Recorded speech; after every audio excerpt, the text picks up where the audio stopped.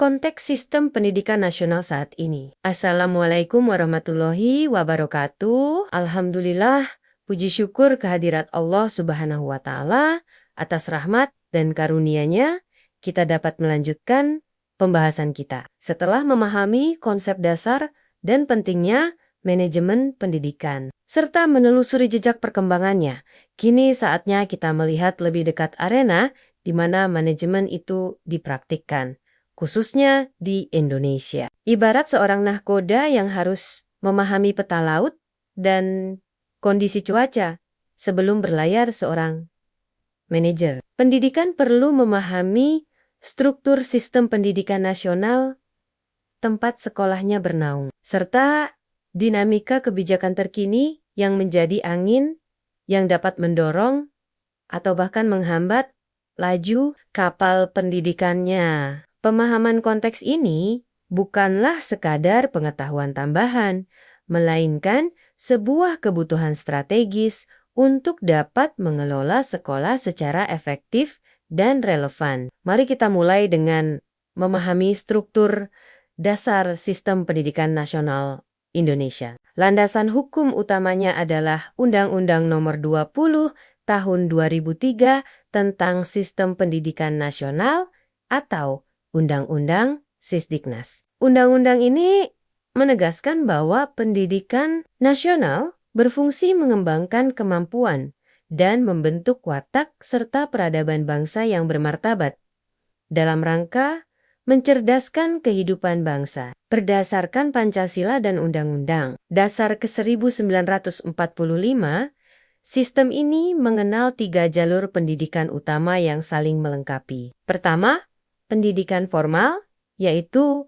jalur yang paling kita kenal, yang terstruktur dan berjenjang. Dimulai dari pendidikan anak usia dini, berlanjut ke pendidikan dasar mencakup sekolah dasar atau madrasah ibtidaiyah, serta sekolah menengah pertama atau madrasah sanawiyah, kemudian pendidikan menengah mencakup sekolah menengah atas, madrasah aliyah atau sekolah menengah kejuruan hingga jenjang pendidikan tinggi. Kedua, pendidikan non-formal yang diselenggarakan sebagai pengganti, penambah, atau pelengkap pendidikan formal, seperti lembaga kursus, pelatihan, pusat kegiatan belajar masyarakat dengan program paket A, B, dan C, serta majelis taklim. Ketiga, pendidikan informal, yaitu pendidikan yang berlangsung dalam keluarga dan lingkungan secara mandiri, secara kelembagaan.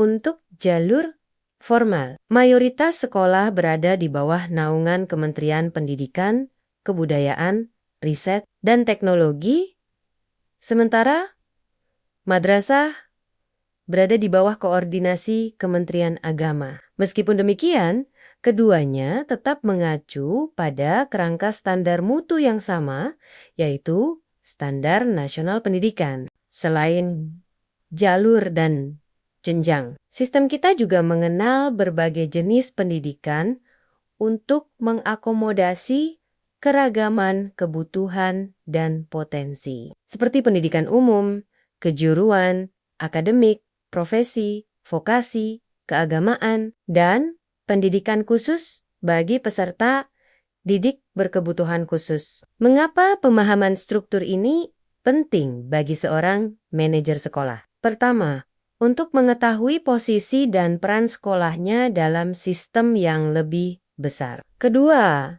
untuk memahami regulasi spesifik yang berlaku bagi jenjang atau jenis pendidikannya. Ketiga, untuk mengetahui jalur kelanjutan studi atau karir bagi lulusannya. Dan keempat, untuk memahami bagaimana berinteraksi dan berkoordinasi dengan lembaga terkait, baik Kemdikbudristek, Kemenak, maupun Dinas Pendidikan di tingkat daerah. Setelah memahami strukturnya, kita perlu menyadari bahwa sistem ini sangat dinamis, terutama karena adanya kebijakan-kebijakan baru yang terus digulirkan oleh pemerintah pusat. Kebijakan ini seringkali membawa perubahan signifikan yang menuntut adaptasi dalam praktik manajemen di tingkat sekolah.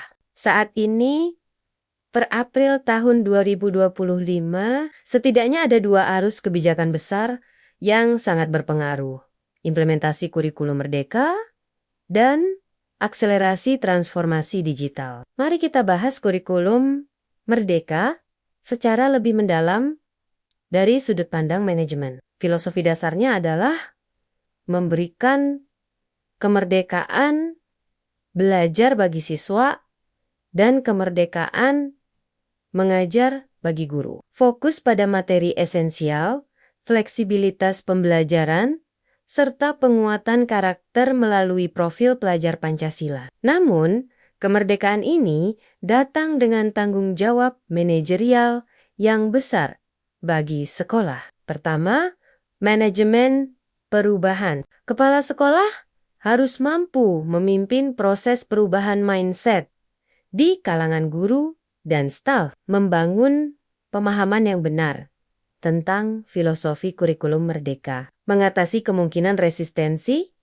dan menumbuhkan komitmen bersama untuk melaksanakannya secara substantif, bukan sekadar administratif. Kedua, manajemen pengembangan kurikulum operasional satuan pendidikan. Ini adalah inti dari otonomi yang diberikan. Kepala sekolah harus memfasilitasi proses analisis karakteristik sekolah, perumusan visi misi yang relevan, hingga penjabaran capaian pembelajaran dari pusat menjadi tujuan pembelajaran dan alur tujuan pembelajaran yang kontekstual. Proses ini idealnya melibatkan partisipasi guru, komite sekolah, dan pemangku kepentingan lainnya.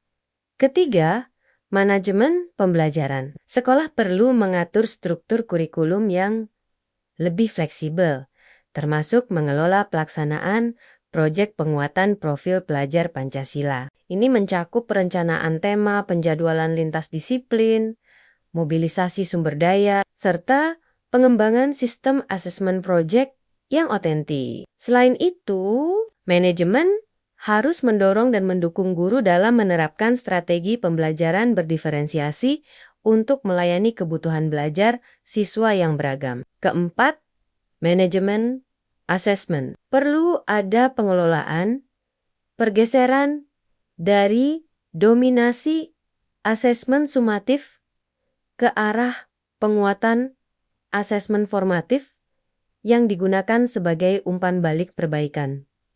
Pembelajaran, sekolah juga dituntut mampu mengelola pemanfaatan data hasil asesmen nasional yang disajikan dalam rapor. Pendidikan sebagai dasar perencanaan berbasis data. Kelima, manajemen SDM implementasi. Kurikulum merdeka jelas menuntut peningkatan kapasitas guru. Manajemen sekolah harus merencanakan dan mengelola program pengembangan profesional berkelanjutan yang intensif, memfasilitasi terbentuknya dan aktifnya komunitas belajar internal sebagai wadah kolaborasi dan refleksi antar guru, serta mendorong pemanfaatan platform Merdeka mengajar secara optimal. Arus kebijakan besar kedua adalah akselerasi transformasi digital. Pengalaman pandemi telah mempercepat adopsi teknologi dalam pendidikan, dan pemerintah terus mendorongnya sebagai bagian dari peningkatan mutu dan efisiensi layanan. Implikasi manajerialnya sangat luas. Pertama, manajemen platform digital pemerintah. Sekolah kini wajib menggunakan berbagai platform seperti PMM untuk pengembangan guru dan sumber belajar. Arkas untuk perencanaan dan pelaporan dana BOS yang akuntabel, Siplah untuk pengadaan barang atau jasa yang transparan, serta rapor pendidikan untuk analisis data mutu sekolah. Tugas manajemen adalah memastikan platform-platform ini diadopsi secara efektif. Operator atau pengguna mendapatkan pelatihan yang cukup, data yang diinput berkualitas, kendala teknis dapat diatasi, dan yang terpenting, platform ini benar-benar dimanfaatkan untuk perbaikan proses, bukan sekadar pemenuhan kewajiban administratif. Kedua, manajemen infrastruktur dan akses TIK. Sekolah perlu merencanakan kebutuhan, mengelola pengadaan, melakukan pemeliharaan perangkat keras, dan jaringan internet, serta mencari solusi untuk memastikan akses yang berkeadilan bagi seluruh siswa dan guru, mengatasi tantangan kesenjangan digital. Ketiga, manajemen pembelajaran berbasis TIK, ini bukan hanya soal menyediakan alat, tetapi mengelola bagaimana teknologi digunakan secara pedagogis. Sekolah perlu memfasilitasi guru dalam merancang dan melaksanakan pembelajaran daring, atau bauran yang efektif, mengkurasi, atau mengembangkan sumber belajar digital yang berkualitas, serta mengevaluasi dampak penggunaan TIK terhadap hasil belajar. Keempat, manajemen data dan keamanan. Pengelolaan data pendidikan secara digital menuntut perhatian serius pada aspek validitas data, keamanan siber, dan kepatuhan terhadap regulasi privasi data seperti Undang-Undang Pelindungan Data Pribadi. Manajemen juga perlu mendorong budaya kewarganegaraan digital yang bertanggung jawab di kalangan warga sekolah. Selain kurikulum merdeka dan digitalisasi, kebijakan lain seperti PPDB zonasi juga terus memberikan tantangan manajerial terkait isu pemerataan akses, verifikasi data, dan komunikasi dengan masyarakat. Demikian pula, hasil asesmen nasional menuntut manajemen untuk memanfaatkannya secara bijak melalui rapor pendidikan sebagai input perencanaan